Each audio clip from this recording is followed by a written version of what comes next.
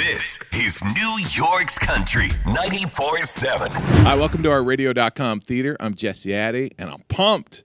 His third album is just out. It's got the #1 country song in America as we're sitting here today. Chris Janson. Thank you, man. Yeah, it's a pleasure to see you, and pleasure to be in the studio. It's a beautiful studio, by the way. This is nice. The album, Real Friends. Yes. Now, when I saw that, first of all, you recorded it with real friends, wrote with real friends, produced it. Yep. But were some of your other friends like, bro, am I not a real friend? No, you are. So I'm here, and not just me, but other. I just people figured I wanted to save it to talk to you live on camera and in person because I'd like to look people in the eye when I see them. So thank you for this.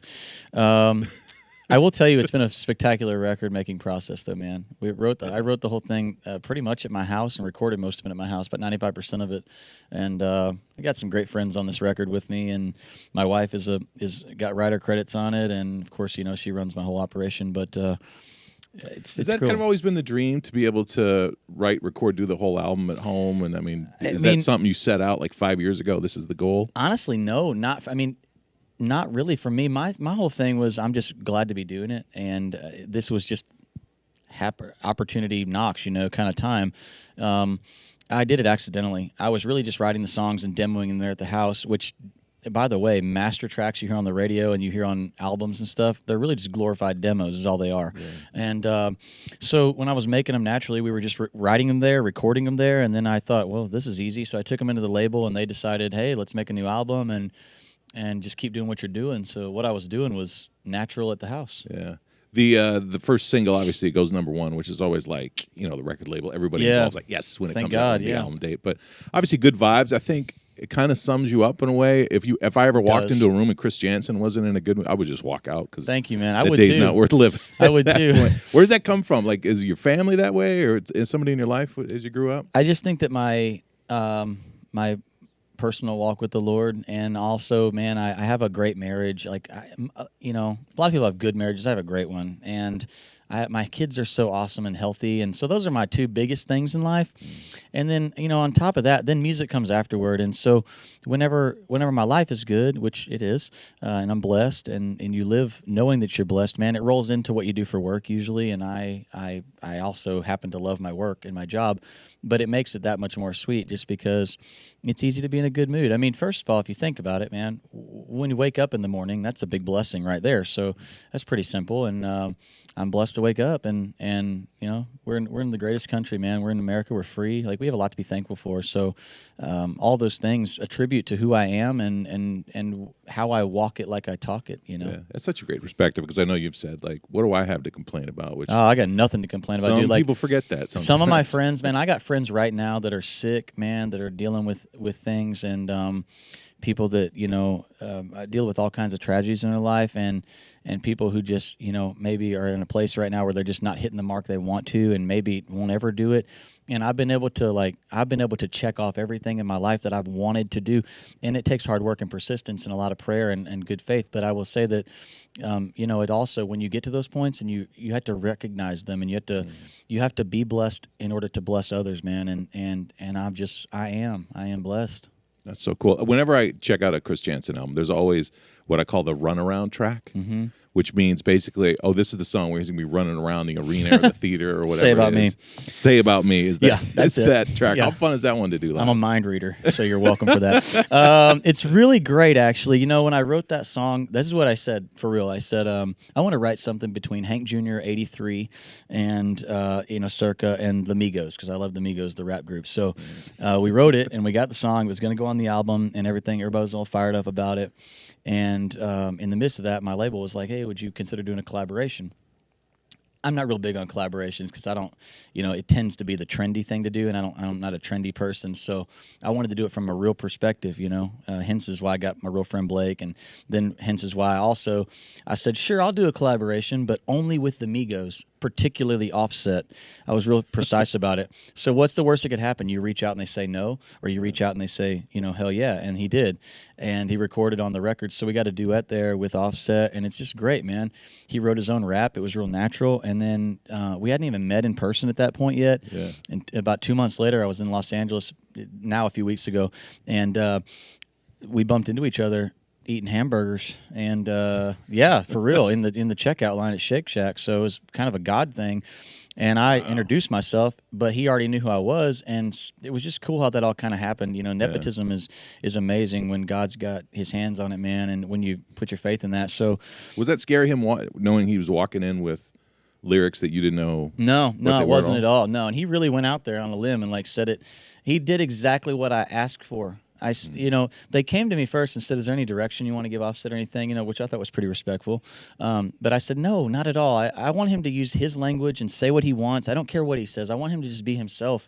I don't know his game as good as he does, and so I want him to just do his deal. And whatever he says, I will believe that's what he wanted to say. And so he did, and he rapped a lot on it, and I used what I wanted and put it onto the track and everything.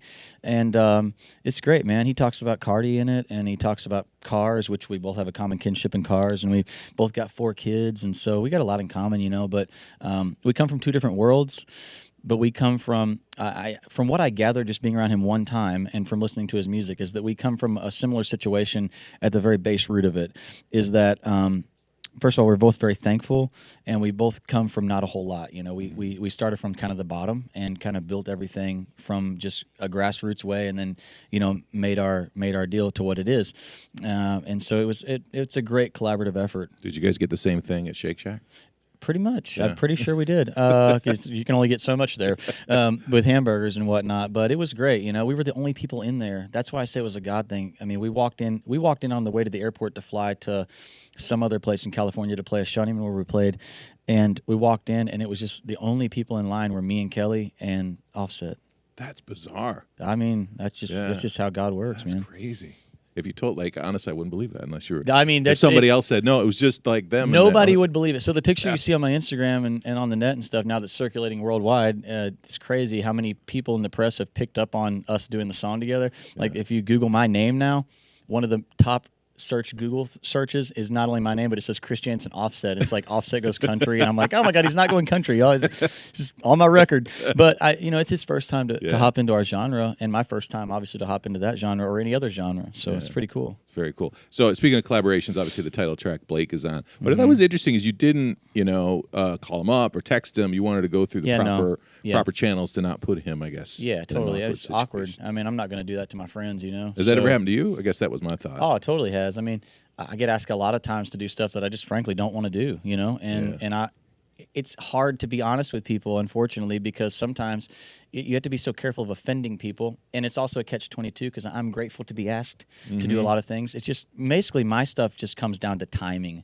and I frankly just anytime that I have off in the middle that I'm not doing something that I have to do that's already scheduled, I'd rather be with my family, and people understand that. And so, but the thing with Blake is, he's like the biggest. I think at this point he's probably the most recognizable star in the world. Of all genres. Like, you recognize Blake Shelton. Yeah. Anywhere people he that goes, don't know a word of country. Correct. Or know anywhere country, in the globe, they know him from The Voice or whatever it may be.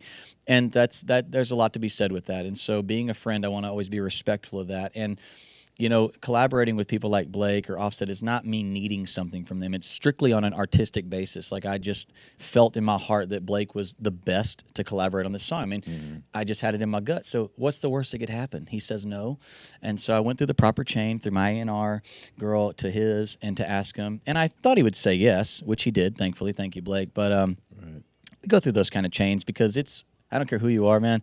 It's awkward if you call somebody and you catch them off guard. Yeah. I just don't want to do that. Yeah. Or if you don't like the song. And he could have very well been like, oh God, So I mean, it could happen. So you always want to go through the right channels. That way, not to put your real friends in compromising positions.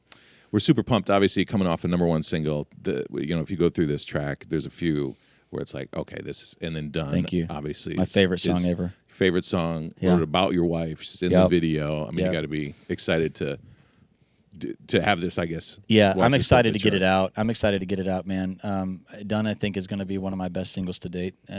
It's certainly my favorite song I've ever written, and we already shot the video, of course. And I think we're going to shoot another one even, just to have another video. I don't know why, but I think that's what they want to do, which is a compliment to me from my label. But it comes to you guys, I think, right around Thanksgiving, which, again, I'll be back in New York for Thanksgiving. I'm in the Macy's Day Parade this year, so that'll be good. And right smack dab in the middle of hunting season. I'll be up here in the city doing the deal, but sacrifices. It's all good, man. I'm thankful to be wanted. It's just better than the alternative. Well, speaking of being in New York, holiday season, we are just crazy excited that you're going to be part of our first Stars and Strings here. Yeah, thank you. We got obviously Sam Hunt, Dustin Lynch on this thing, and to me, when you play these kind of shows where there's a festival, I always see you as being competitive. Like, not that you're like trying to show anybody up, but you're like in your head, like, I want people to walk away from this lineup and say he was the best. Is that totally. Oh, yeah, I feel that way when I put my pants on in the morning. I mean, honestly, it doesn't everybody. I mean, anybody who tells you they don't, they're just lying to you. I mean, the world is a competition. That's why we're alive, man. But in a good, humble way. You understand? Like, it's when I play music, I love the camaraderie. Especially that lineup, I like everybody on the lineup. Like, we're friends, you know, and so it's cool. But it's always competition. I mean, I'm glad for my friends when they get #1 songs, and I'm thankful when they're glad for me too. But don't think they don't want it. You know what I mean? And don't think I don't want it. So it's all in perspective of how you look at it. But I you know how I tame that and I keep perspective on that in a good way, keep a grasp on it. What's the secret? Well, I pray about it first, and I pray for humility, a constant humility, and I think I do a pretty decent job at it. And then, you know, secondly, I just pay attention to me, and I don't watch everything else that's around me, no matter who it is. I don't care, because you can really. I think that's one of the leading root causes of evil, man, is if you just pay too much attention to how good somebody else is doing or how good this person's doing, because I'm doing really good. You know, I woke up today, I'm blessed, and like I'm in a time right now in my life today where having the #1 song in the country and having this new album and having all these things, like everybody gets their shot, right? And I'm just so grateful. So I don't ever pay attention, even though I am competing. I don't ever really pay attention that much anymore. At 33 years old, things have changed in me a bit. When I was younger, I was really competitive. I'm still really competitive, but I keep my blinders on. It's a lot like what Good Vibes says. There's so much truth in that, by the way. Living on God's time. If you don't have anything good to say, shut your mouth. I got my windows down and my blinders on. I really, man, when I wrote that and when I sing it even today as a #1, I sing it to myself first because it's a great reminder. Keep your blinders on. Worry about yourself a little bit, man. Don't pay attention to everybody else. You drive yourself nuts. Because, by the way, there's always somebody having a little more success than you. So if you do that, if you keep those blinders on, you'll be good in your heart. And, you know, I love the radio on, and I love the windows down. And I was raised with, if you don't have anything good to say, just shut your mouth or just don't say anything at all, you know. And but I like it. I'm looking forward to the show. I think it's going to be a fantastic success. I think that the lineup you guys picked. We got like Runaway June, and obviously, you know, we've mentioned Dustin. Yep, I love Dustin, West, man. And Dustin's one of my best buds. He's a great guy, good-hearted dude, and of course, you know, me and Sam have history together from touring together and stuff, and is another great dude. I just think it's a good lineup all the way around. Yeah. Well, we're excited. Sam Hunt is going down. Yeah, you better watch it, bro. I'm kidding. There is always somebody doing a little bit better, but not today as we sit here. That's Chris right, Janson, man. the #1 Thank you. country song in America. That's so cool. Thanks for hanging out with us. Thank you, brother. The new album is called Real Friends. Get it now.